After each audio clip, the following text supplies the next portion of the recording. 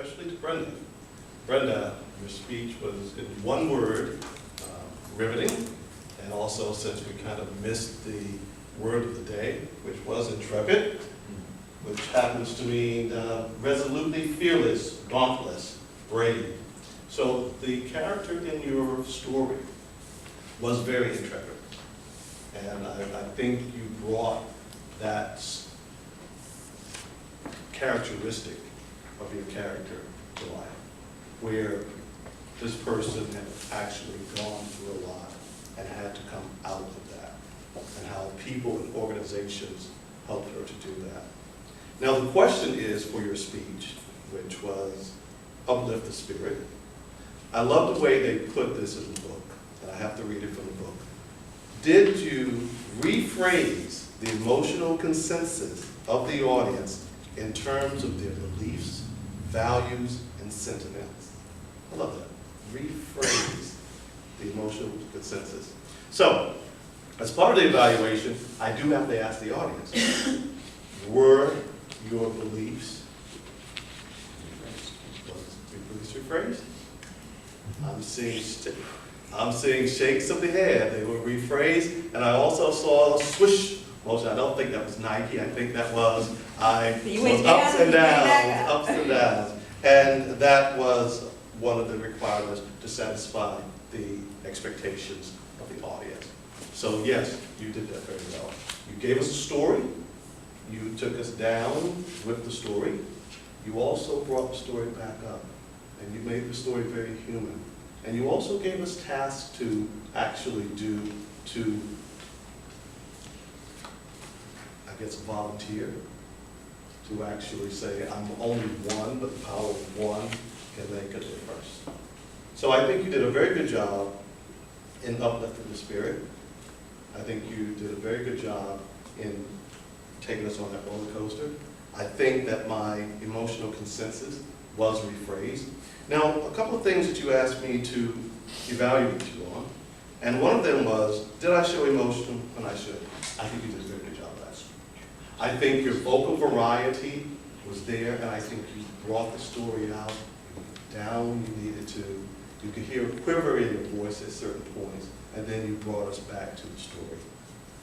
Did you take the audience on an emotional roller coaster? Yes, you did. Did you leave the audience inspired and uplifted? Yes, I felt very uplifted. I felt very inspired. I felt that I wanted to go out and do something.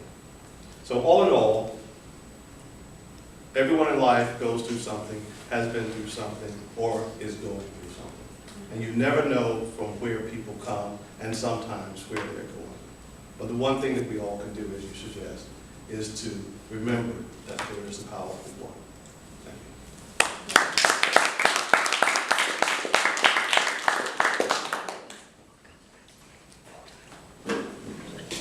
And now, yes. I just wanted a clarification. I wasn't paying full attention because I was thinking of what I was going to say about Adam.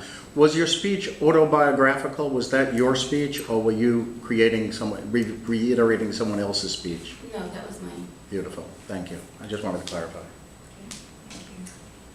We open now for our round robin evaluation. Mr. Timer, if I could again have 5 minutes on the clock. Who would like to begin? Adam. Brenda, your focus and delivery of your speech was absolutely riveting. Knowing you a little bit more, I have a little insight. I know you to be a very emotional person, and to carry that speech, there was some wavering, but you delivered it. You looked at the audience, and especially during the emotional topics, I could see you pulling it back. And if you've never delivered a speech during, let's say, a eulogy or where the emotions are right there, right behind your eyes, it is a very hard skill to maintain, and to deliver that speech, absolutely, hands down, fantastic. One area I want you to focus on is you gave a lot of different stories, but towards the end, that story was the uplifting portion. So I want you to set yourself and take a moment if you want and say, I want to tell you a story, and just reset.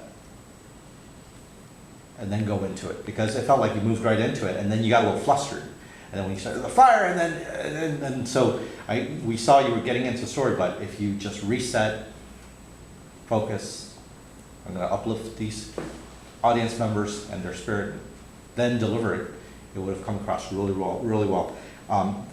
Something else I want to mention is the questions that you asked were extremely effective because they were piercing, because they involved every single member of the audience to have to, they forced each one of us to answer the question. Have you ever given $1 when you were asked? Have you ever mentored when you were told to do so? These things make us reflect and pull from ourselves into the message that you were giving. So it was very powerful in that way. So thank you very much.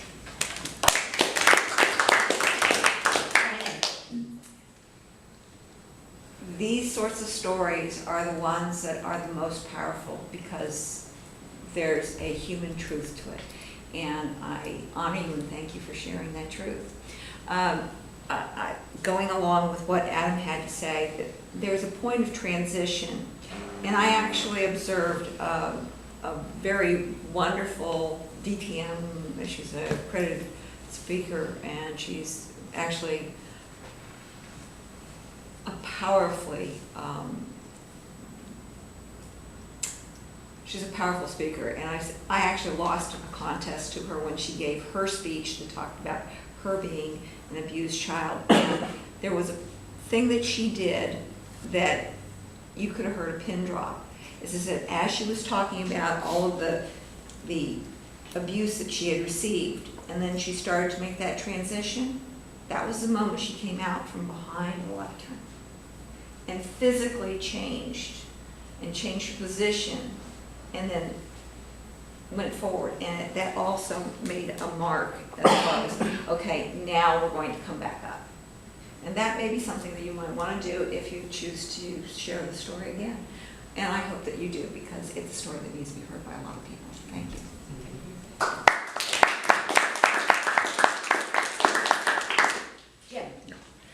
I thought that was a speech that might be at an awards dinner, and if it were, I would think that you might think about not having your name tag on if you were doing that.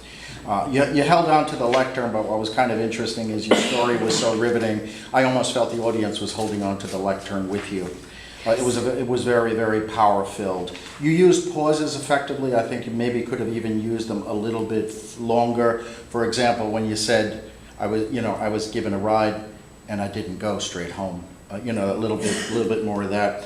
I love that you were talking about volunteer that helped you, and maybe I misunderstood, but I thought it was one volunteer, and it was clear that it wasn't. And you mentioned that it's all the one persons who volunteer. That was really, really well done. And you might just want to link it to the people. You were there. You were holding my hand when I went into the Salvation Army.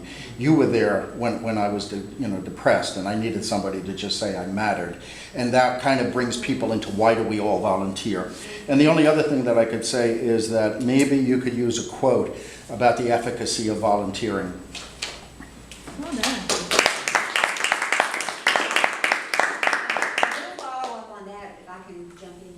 I got a little confused. I think the major message you were trying to get across, the motivation was to get people to volunteer. However, in the earlier part when you were giving your personal anecdotes, it almost was more the message, you were sending the message of the power of the individual to survive. That it was like, the individual spirit and drive. It was an opportunity where you could have had that external guru, that volunteer, that mentor, whatever, offer you the solution, which is one of the classic elements of good storytelling, where the answer, the solution comes externally, not from within the individual. So that would have been, I think it was just kind of mixed messages there in terms of whether the real strength and power was coming from within or from that volunteer. So I thought it could have been finally tuned a little more in that direction. We're out of time, but Paul, you had something to say too. As someone who works in a Salvation Army, thank you, that struck home. I felt that the last story could have been something different because you were going along one track and then I was hearing a story about a bird and guys crying. Maybe how people can volunteer and help just hit home what you had talked about earlier and make it even a better speech. I like the story, but maybe went off on the side somewhere. Okay, very good. Any quick final comments? If not, let me call upon my tag team for their report.